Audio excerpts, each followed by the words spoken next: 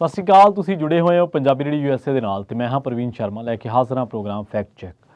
ਪਿਛਲੇ ਦਿਨੀ ਜਦੋਂ ਅਮਰੀਕਾ ਦੇ ਵਿੱਚ ਪ੍ਰਧਾਨ ਮੰਤਰੀ ਨਰਿੰਦਰ ਮੋਦੀ ਅਮਰੀਕੀ ਦੌਰੇ 'ਤੇ ਆਏ ਸਨ ਤਾਂ ਉਦੋਂ ਉਹਨਾਂ ਨੇ ਭਾਰਤ ਦੇ ਵਿੱਚ ਮਾਈਨੋਰਟੀਜ਼ ਦੇ ਬਾਰੇ ਜੋ ਗੱਲ ਕਹੀ ਜਾਂਦੀ ਹੈ ਉਹ ਤੋਂ ਉਹਨਾਂ ਨੇ ਡਿਨਾਈ ਕੀਤਾ ਸੀ। ਮਤਲਬ ਉਸ ਗੱਲ ਨੂੰ ਉਹਨਾਂ ਨੇ ਰੱਦ ਕੀਤਾ ਸੀਗਾ ਕਿ ਭਾਰਤ ਦੇ ਵਿੱਚ ਘੱਟ ਗਿਣਤੀਆਂ ਦੀ ਜਿਹੜੀ ਸਥਿਤੀ ਹੈ ਉਹ ਕੋਈ ਬਹੁਤੀ ਚੰਗੀ ਨਹੀਂ ਹੈ। ਇਹਦੇ ਬਾਬਤ ਰਿਊਟਰਸ ਦੇ ਉੱਤੇ ਇੱਕ ਰਿਪੋਰਟ ਪਈ ਹੈ ਜਿਸ ਦੇ ਵਿੱਚ ਬੜੀ ਤਫਸੀਲ ਦੇ ਨਾਲ ਇਹਦੇ ਬਾਰੇ ਤੱਥ ਜਿਹੜੇ ਨੇ ਉਹ ਪੇਸ਼ ਕੀਤੇ ਗਏ ਨੇ।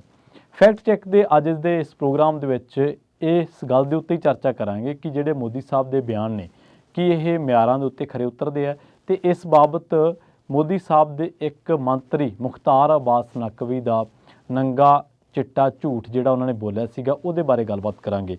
ਪਰ ਜਿਹੜੀ ਇਸ ਰਿਊਟਰਸ ਦੇ ਉੱਤੇ ਜਿਹੜੀ ਰਿਪੋਰਟ ਹੈ ਇਹਦੇ ਵਿੱਚ ਜੋ ਗੱਲ ਕਹੀ ਗਈ ਹੈ ਉਹ ਮੇਨ ਤੌਰ 'ਤੇ ਗੱਲ ਕਹੀ ਹੈ ਕਿ ਹਿਊਮਨ ਰਾਈਟਸ ਤੇ ਰਿਲੀਜੀਅਸ ਫਰੀਡਮ ਦੀਆਂ ਰਿਪੋਰਟਾਂ ਤੋਂ ਬਾਅਦ US ਸਟੇਟ ਡਿਪਾਰਟਮੈਂਟ ਨੇ ਇੰਡੀਆ ਦੇ ਵਿੱਚ ਮੁਸਲਿਮਸ, ਹਿੰਦੂ, ਦਲਿਤ, ਈਸਾਈਆਂ ਦੇ ਤੇ ਪੱਤਰਕਾਰਾਂ ਤੇ ਐਕਟਿਵਿਸਟਾਂ ਦੀ ਹਾਲਤ 'ਤੇ ਚਿੰਤਾ ਜ਼ਾਹਰ ਕੀਤੀ ਸੀਗੀ। ਮਤਲਬ ਉਹਨਾਂ ਦੀ ਜੋ ਹਾਲਤ ਹੈ। ਹੁਣ ਆਉਣੇ ਆਪਾਂ ਮੁਖਤਾਰ ਅਬਾਸ ਨਕਵੀ ਦੇ ਵੱਲੋਂ ਮਾਈਨੋਰਟੀਜ਼ ਦੇ ਬਾਰੇ ਬੋਲੇ ਗਏ ਝੂਠ ਦੀ, ਜਦੋਂ ਕਿ ਉਹ ਖੁਦ ਇਹਨਾਂ ਮਾਮਲਿਆਂ ਦੇ ਮੰਤਰੀ ਹੁੰਦੇ ਸਨ। ਉਹ ਹੁੰਦੇ ਸਨ union ministry of home affairs ਦੇ ਮੰਤਰੀ ਮੁਖਤਾਰ ਅਬਾਸ ਨਕਵੀ। ਅਪ੍ਰੈਲ 28, 2022 ਦਾ ਇਹ ਡਾਟਾ ਵਾ, ਇਹ ਰਿਪੋਰਟ ਹੈ ਜਿਹੜੀ ਕਿ ਫੈਕਟ ਚੈੱਕ ਦੇ ਉੱਤੇ ਚਰਚਾ ਕਰਦੀ ਹੈ। ਅਤੇ ਇਹਦੇ ਨਾਲ ਇਹਨਾਂ ਨੇ ਦੱਸਿਆ ਸੀਗਾ ਕਿ ਇੱਕ ਯੂਰੋਪੀਅਨ ਯੂਨੀਅਨ ਡੈਲੀਗੇਸ਼ਨ ਆਇਆ ਸੀਗਾ। ਉਸ ਤੋਂ ਬਾਅਦ ਇਹਨਾਂ ਨੇ ਜਦੋਂ ਇਹ ਮਿਲੇ ਤਾਂ ਉਹਨਾਂ ਨੇ ਇਹ ਗੱਲ ਕਹੀ ਕਿ no major incident of criminal violence in the past 7-8 years under the NDA government in India. Indian Express ਦੇ ਵਿੱਚ ਰਿਪੋਰਟ ਛਪੀ ਹੈ ਜਿਹਦੇ ਵਿੱਚ ਮੁਖਤਾਰ ਅਬਾਸ ਨਕਵੀ ਜਿਹੜੇ ਨੇ ਉਹ ਇਸ ਗੱਲ ਦਾ ਦਾਅਵਾ ਕਰਦੇ ਆ ਕਿ ਸਾਡੇ ਦੇਸ਼ ਦੇ ਵਿੱਚ ਪਿਛਲੇ 7-8 ਸਾਲਾਂ ਦੇ ਵਿੱਚ ਕੋਈ ਵੀ ਫਿਰਕੂ ਦੰਗਾ ਨਹੀਂ ਵਾਪਰਿਆ। ਕੀ ਇਹ ਰਿਪੋਰਟ ਕੀ ਉਹਨਾਂ ਦਾ ਦਾਅਵਾ ਮਿਆਰਾਂ 'ਤੇ ਖਰਾ ਉਤਰਦਾ? ਇਸੇ ਬਾਬਤ ਹੀ ਆਪਾਂ ਗੱਲਬਾਤ ਕਰਾਂਗੇ ਕਿ ਕਦੋਂ ਕੀ ਕੁਛ ਵਾਪਰਿਆ, ਕਿੰਨੇ ਲੋਕ ਇਹਨਾਂ ਵੱਖ-ਵੱਖ ਘਟਨਾਵਾਂ ਦੇ ਵਿੱਚ ਮਾਰੇ ਗਏ, ਸਾਲ ਦਰ ਸਾਲ ਇਹ ਘਟਨਾਵਾਂ ਕਿਵੇਂ ਵਾਪਰਦੀਆਂ ਗਈਆਂ ਅਤੇ ਉਸ ਤੋਂ ਬਾਅਦ ਕਿੰਨਾ ਪੈਸਾ ਫਿਰ ਬਾਅਦ ਦੇ ਵਿੱਚ ਇਹਨਾਂ ਦੀ ਪਰਦਾਪੋਸ਼ੀ ਜਾਂ ਕਹਿ ਲਓ ਵਿਕਟਮਸ ਨੂੰ ਕੰਪਨਸੇਟ ਕਰਨ ਵਾਸਤੇ ਜਿਹੜਾ ਉਹ ਦਿੱਤਾ ਗਿਆ।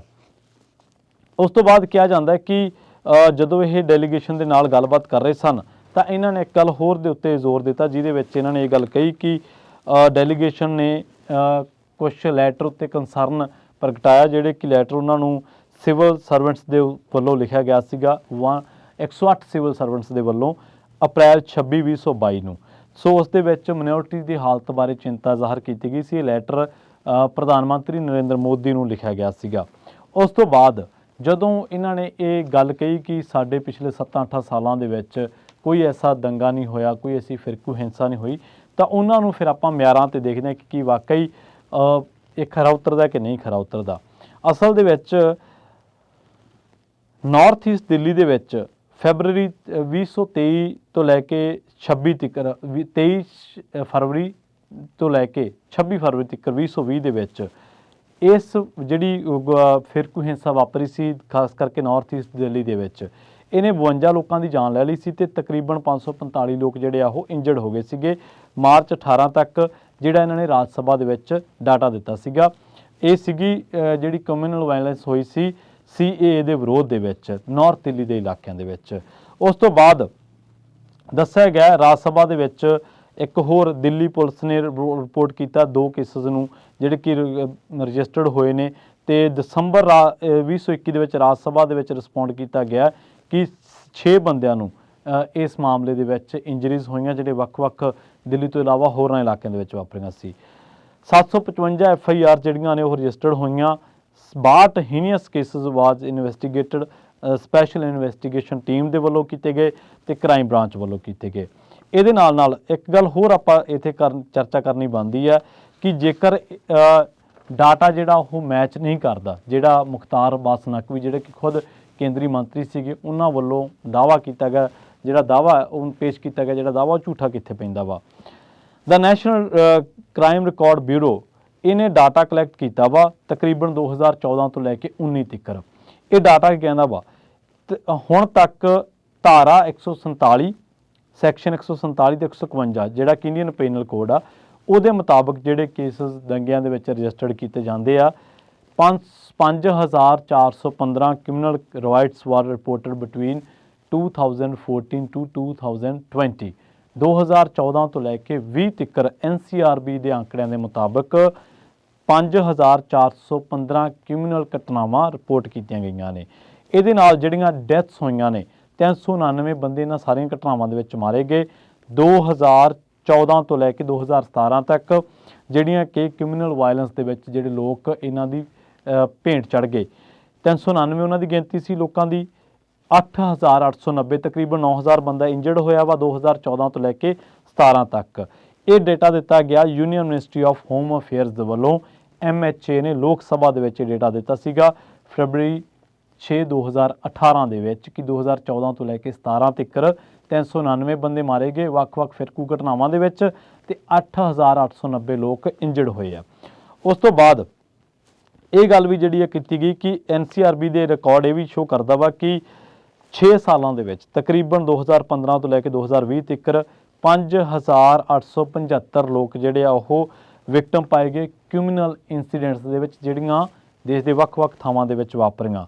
ਤਕਰੀਬਨ ਇਹ ਜਿਹੜੀਆਂ ਘਟਨਾਵਾਂ ਸੀ 2019 ਦੇ ਵਿੱਚ ਇਹਨਾਂ ਦੀ ਗਿਣਤੀ 79% ਵਧੀ। 2020 ਦੇ ਵਿੱਚ ਇਹਨਾਂ ਦੀ ਕੁੱਲ ਗਿਣਤੀ ਜਿਹੜੀ ਸੀਗੀ ਉਹ 1065 ਸੀਗੀ।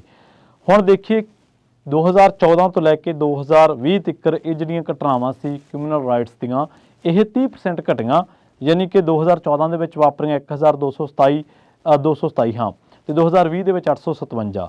ਪਰ ਇਹਨਾਂ ਦੇ ਵਿੱਚ ਸਿਗਨੀਫੀਕੈਂਟ ਇਨਕਰੀਜ਼ ਹੋਇਆ 95% ਇੱਕੋ ਸਾਲ ਦੇ ਵਿੱਚ 2019 ਦੇ ਵਿੱਚ ਸੀਗੀਆਂ 438 ਤੇ 2020 ਦੇ ਵਿੱਚ ਇਹੀ ਘਟਨਾਵਾਂ ਦੀ ਗਿਣਤੀ ਸੀ 857। 520 ਇਨਸੀਡੈਂਟਸ ਵਾਪਰੇ ਸੀਗੇ 2020 ਦੇ ਵਿੱਚ। ਦਿੱਲੀ ਦੇ ਵਿੱਚ ਇੱਕ ਹਾਈਐਸਟ ਨੰਬਰ ਦੇਖਣ ਨੂੰ ਮਿਲਿਆ ਸੀਗਾ 520 ਦਾ ਤੇ ਇਹਦੇ ਨਾਲ ਬਿਹਾਰ ਦੇ ਵਿੱਚ ਇਹ ਘਟਨਾਵਾਂ ਜਿਹੜੀਆਂ ਸੀ 117 ਜਿਹੜੀਆਂ ਰਿਕਾਰਡ ਤੇ ਆਈਆਂ ਸੀਗੀਆਂ। ਇਸ ਤੋਂ ਵੀ ਅੱਗੇ ਚੱਲਦੇ ਹਾਂ ਹੋਰ ਰਾਜਾਂ ਦੇ ਵਿੱਚ ਦੇਖਦੇ ਹਾਂ ਕਿ ਇਹਨਾਂ ਦੀ ਗਿਣਤੀ ਕੀ ਹੈ।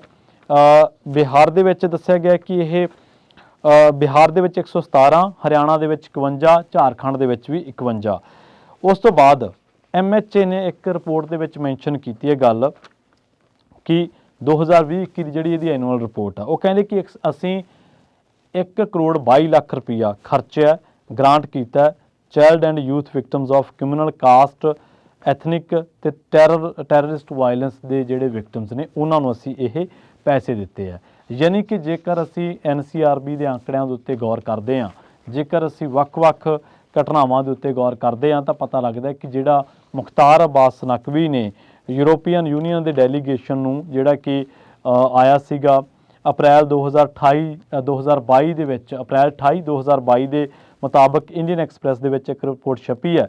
ਯੂਰੋਪੀਅਨ ਯੂਨੀਅਨ ਡੈਲੀਗੇਸ਼ਨ ਦੇ ਨਾਲ ਜਦੋਂ ਮੁਖਤਾਰ ਅੱਬਾਸ ਨਕਵੀ ਜਿਹੜੇ ਕਿ union minister of minority affairs ਸੀਗੇ, ਜਦੋਂ ਉਹਨਾਂ ਦੇ ਨਾਲ ਗੱਲਬਾਤ ਕਰ ਰਹੇ ਸੀ ਤਾਂ ਉਹਨਾਂ ਨੇ ਦਾਅਵਾ ਕਰ ਬੈਠੇ ਕਿ ਇੰਡੀਆ ਦੇ ਵਿੱਚ ਕੋਈ ਫਿਰਕੂ ਹਿੰਸਾ ਨਹੀਂ ਹੋਈ, ਜਦ ਕਿ ਜਦੋਂ ਅਸੀਂ ਇਹਨਾਂ ਹੀ ਅੰਕੜਿਆਂ ਤੇ ਝਾਤ ਮਾਰਦੇ ਹਾਂ ਤਾਂ ਇਹ ਅੰਕੜੇ ਜਾਂ ਤਾਂ union ministry of home affairs ਵੱਲੋਂ ਦਿੱਤੀ ਗਈ ਹੈ ਤੇ ਜਾਂ ਫਿਰ NCRB ਦੇ ਵੱਲੋਂ ਇਕੱਠਾ ਕੀਤਾ ਗਿਆ ਡਾਟਾ, ਜਿਹਦੇ ਵਿੱਚ ਪਤਾ ਲੱਗਦਾ ਕਿ 2014 ਤੋਂ ਲੈ ਕੇ 17 ਤੱਕ 399 ਲੋਕ ਮਾਰੇ ਗਏ, 8890 ਇੰਜਰਡ ਹੋਏ। ਇਸੇ ਤਰ੍ਹਾਂ 2015 ਤੋਂ ਲੈ ਕੇ 20 ਤੱਕ ਤਕਰੀਬਨ 5875 ਲੋਕ ਵੱਖ-ਵੱਖ ਰੂਪਾਂ ਦੇ ਵਿੱਚ ਇਹਨਾਂ ਘਟਨਾਵਾਂ ਤੋਂ ਪ੍ਰਭਾਵਿਤ ਹੋਏ। ਸੋ ਫੈਕਟ ਚੈੱਕ ਦੇ ਇਹਨਾਂ ਅੰਕੜਿਆਂ ਦੇ ਵਿੱਚ ਮੰਤਰੀ ਦਾ ਜਿਹੜਾ ਝੂਠ ਆ ਮੰਤਰੀ ਸਾਹਿਬ ਦਾ ਉਹ ਕੋਰਾ ਚਿੱਟਾ ਝੂਠ ਸਾਬਿਤ ਹੁੰਦਾ, ਜਿਹੜਾ ਉਹ ਫੈਕਟ ਦੱਸਦੇ ਨੇ ਜਿਹੜਾ ਉਹ ਬਿਆਨ ਦਿੰਦੇ ਨੇ। ਇਸ ਬਾਬਤ ਜਦੋਂ ਇਸ ਵੈਬਸਾਈਟ ਨੇ ਜਿਹੜੀ ਕਿ ਫੈਕਟ ਚੈੱਕ ਤੇ ਕੰਮ ਕਰਦੀ ਹੈ, ਜਦੋਂ ਉਹਨਾਂ ਸਮਿਆਂ ਦੇ ਵਿੱਚ ਜਦੋਂ ਮੁਖਤਾਰ ਅੱਬਾਸ ਨਕਵੀ ਤੋਂ ਇਸ ਬਾਬਤ ਟਿੱਪਣੀ ਲੈਣੀ ਚਾਹੀ